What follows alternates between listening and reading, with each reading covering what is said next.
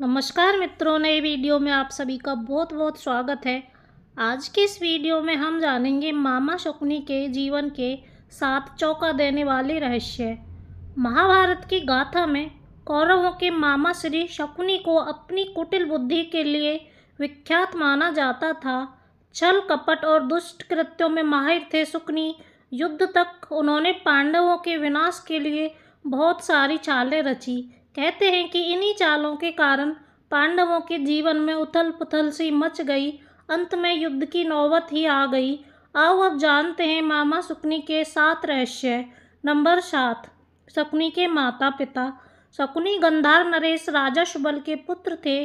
शकुनी का जन्म गंधार के राजप्रासाद में हुआ था। वह माता गांधारी का छोटा भाई था।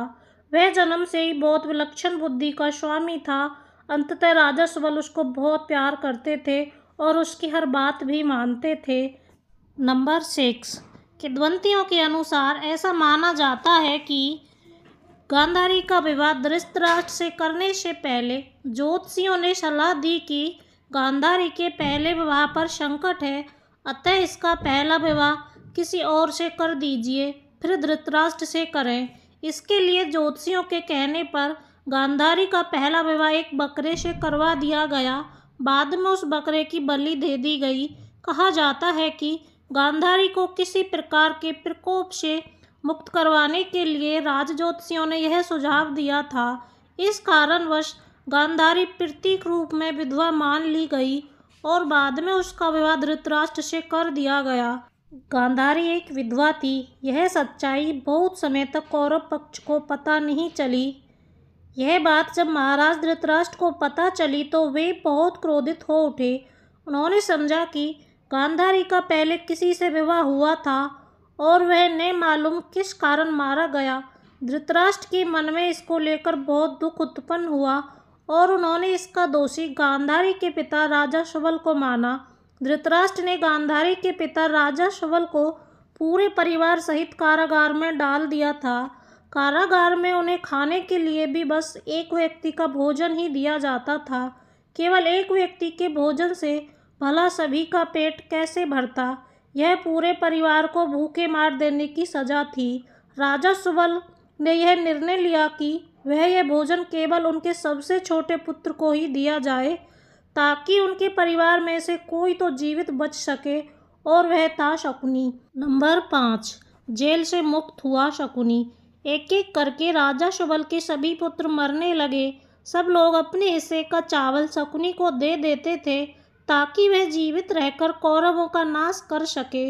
राजा शुबल ने अपने सबसे छोटे बेटे शकुनी को प्रतिशोध के लिए पूरी तरह से तैयार कर दिया था।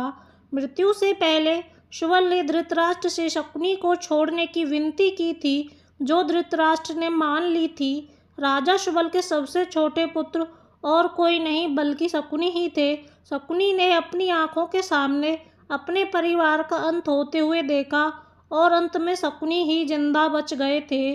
जब कौरवों में वरिष्ठ युवराज दुर्योधन ने यह देखा कि केवल शकुनी ही जीवित बचे हैं, तो उन्होंने पिता की आज्ञा से उसे क्षमा करते हुए अपने देश वापस लौट जाने के लिए या फिर हस्तिनापुर में ही रहकर अपना राज देखने को कहा। शकुनी ने हस्तिनापुर में रुकने का निर्णय लिया। नंबर 4, बदले की भावना। कौरवों को छल व कपट की राह सिखाने वाले शकुनी उन्हें पांडवों का विनाश करने में पग पग पर मदद करते थे, लेकिन उनके मन में कौरवों के लिए केवल बदले की भावना ही थी, क्योंकि धृतराष्ट्र ने शकुनी के संपूर्ण परिवार को जेल में डाल दिया था और उनको बस मुट्ठी भर अनाज ही खाने को दिया जाता था। शकुनी ने अपने पूरे परिवार को जेल में भूख से तड़प तड़प कर मरते हुए देखा था। आप सोच सकते हैं कि उसके मन में किसके लिए क्या होगा और वह किसके लिए क्या करेगा। नंबर 3, शकुनी द्वारा धृतराष्ट्र का विश्वास जीतना। शकुनी ने हस्तिनापुर में सबका विश्वास जीत लिया और 100 कौरवों का अभिभावक बन बैठा।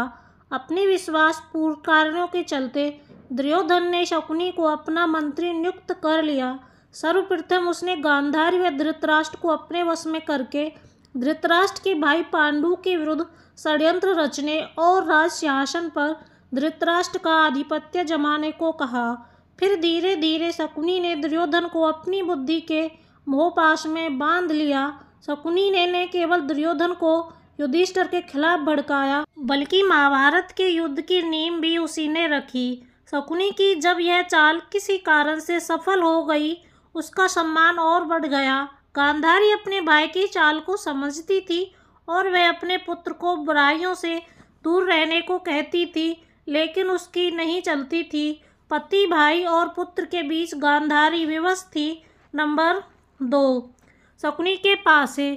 ये बहुत कम लोगों को मालूम होगा कि शकुनी के पासे जुआ खेलने के लिए जो वो पासे होते थे, वह उसके मृत पिता की रीढ़ की हड्डी के बने हुए थे।